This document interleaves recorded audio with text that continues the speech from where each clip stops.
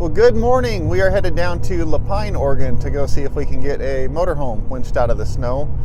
Sounds like it's a pretty rare classic Ford factory-built four-wheel drive motorhome. So that should be cool just to check out regardless. But it's an older gentleman who is actually a fan of the channel, and he got stuck in his backyard while turning around just in that icy snow crunchy layer.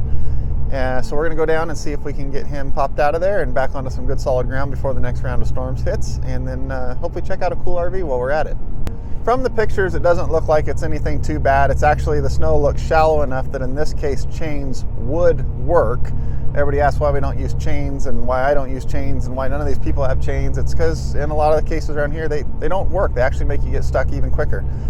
If the snow is deep enough that the axles or the bottom of the vehicle would hit the top of the snow and that ice layer before the tires get down to the ground, chains aren't going to help. They're just going to make you get stuck even worse, even faster. But in this case, it looks like the snow is shallow enough that the tires would get down to solid ground before the axles bottom out. And in that case, chains really would help. But this gentleman just had a shoulder surgery, so he can't really be out jacking up an RV and chaining up and all that. So we're just going to go down and get him helped out. All right, we should be getting pretty close up here. Trying to look in the backyard and see if I see an RV. I think this is it here. Yep, there it is, and that is a cool one. That's like an old classic Ford. He says factory built, factory four-wheel drive, and he's had it for like 25 years or something, so that is cool. Let's go check it out. This is a cool little camper. It's a factory four-wheel drive. This was all done from new. Really clean. Awesome little setup. Probably go anywhere with this thing other than right here. I guess you're just getting ready to go camping. 54,000 miles. And what year is it? 78. 78 with 54,000 miles. Just go to turn around in the backyard right here and broke through. It all seems totally fine. I backed in right here, no problem at all. I just hit a little spot and broke in, and like I said, this is a spot where chains would help because you can get down to hard ground before the axles bottom out. But with shoulder surgery, we're gonna not do any chains there. So we're here with Luke. This is his RV, and it is awesome. He's kept it in awesome shape. So I think what we're gonna do is, I've got my truck parked here. I'm just gonna run a winch line out to one of these two trees here and snatch block back to the axle, and we'll just pull it back. And I'm thinking once we get back onto this, it'll probably just drive out on its own from there. So I'm hoping so. So we'll give that a shot. I was thinking maybe that tree's a full thing, but if you like that one over there, I mean, any of them look good. Yeah, maybe we'll go straight out to this one and over and see how that works. And I'm betting once we get on here, it'll drive right out. So okay, let's give it a shot. Right, let's try it. This has been sitting here 2 days. It's been stuck here. I mean, buddy's at home, so no big deal. Wow, fires right up. We got this strap just as an extension, soft shackle to our winch line. Then we got the tree saver on the tree here, synthetic rope going through recovery rings, soft shackled together to the winch in the back of my truck. And I think if we can get him pulled out of here, it'll probably just drive on out. So we'll see what we can do. All right, so just in reverse with it at idle. I'll put some pull on. I got the ice chocks on my truck.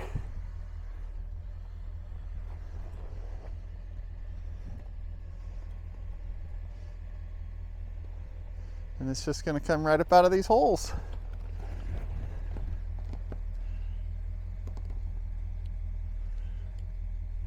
Oh.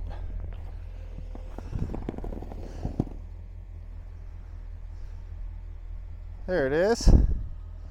Okay, go ahead and turn the wheel to the driver's side a little bit. A little more. I want your front wheels to go around those back holes and not through them. So turn a little more to the driver's side. A little more, right there.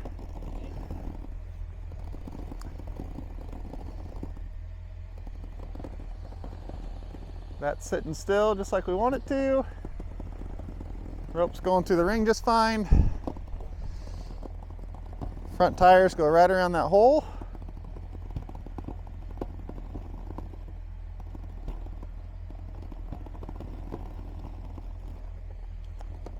Why don't you go ahead and just give a little throttle, turn more towards me. Yep, and give a little throttle, see if it'll back up on its own.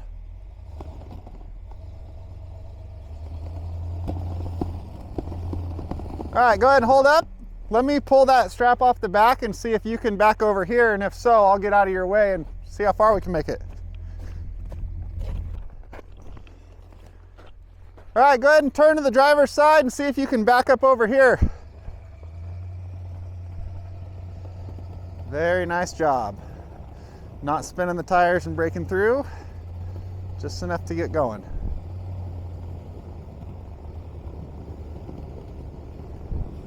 All right, I'll get unhooked and get up out of your way.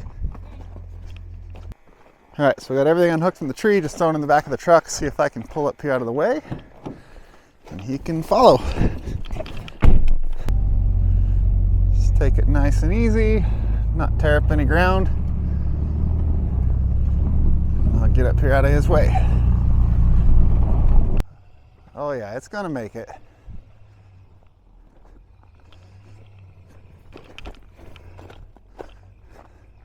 Perfect. You just watch that tree branch on your passenger side. Try to stay this way a bit. Yeah, come turn towards me. Just don't want to scratch on that branch. Yep, you're good. Straight back.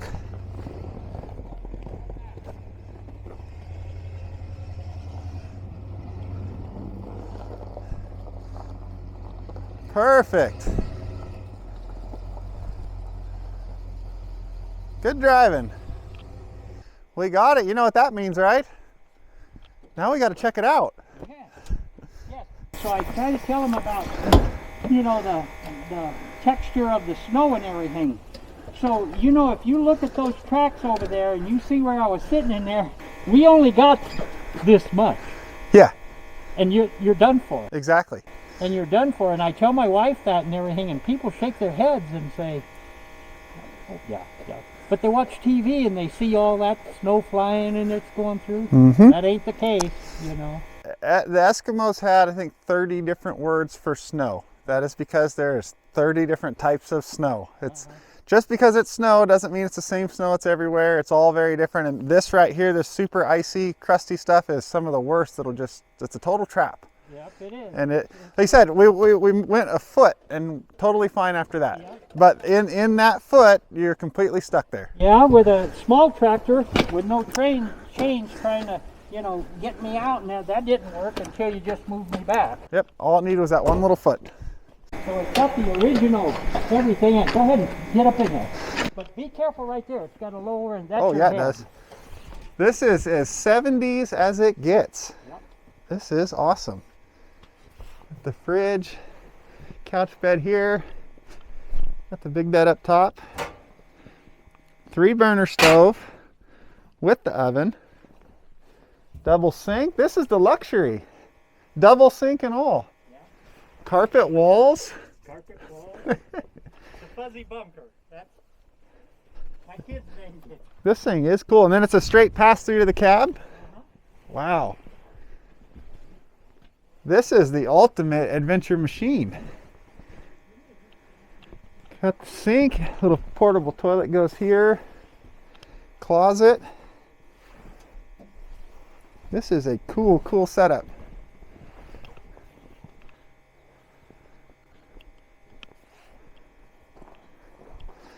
Built-in propane, all your water connections, furnace.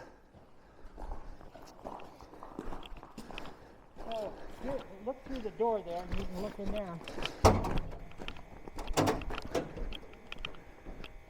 The seats are just the same. Like, I think my grandma had a couch that was the same pattern. Really? It is beautiful in here. I think it's 54 or 58,000. What does it say on it? 50,537. And that's it. It is just perfect. And if you look under the hood and everything, everybody said, oh, it's a 400, and they say put this in it and put that in it.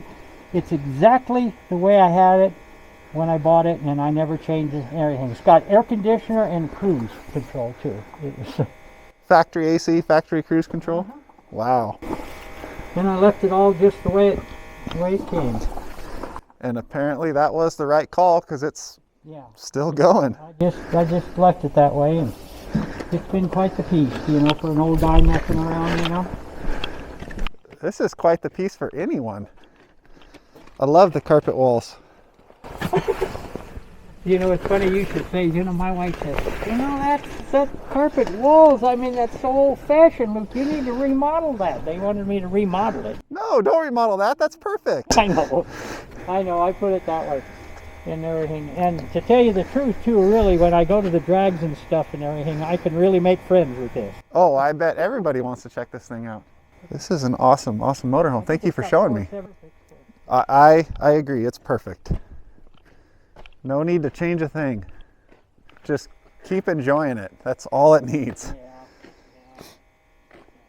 Oh, I got to remember my receiver. I always forget those. And I walk back out here and get his four-wheeler for him, so he doesn't have to walk back out and get it.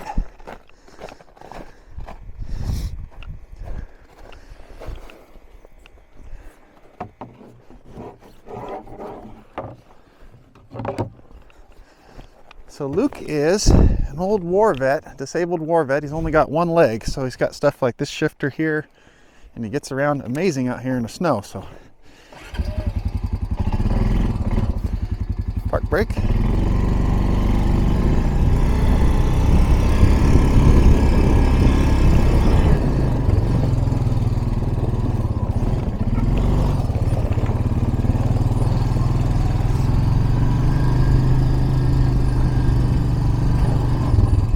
All right, so that went really well.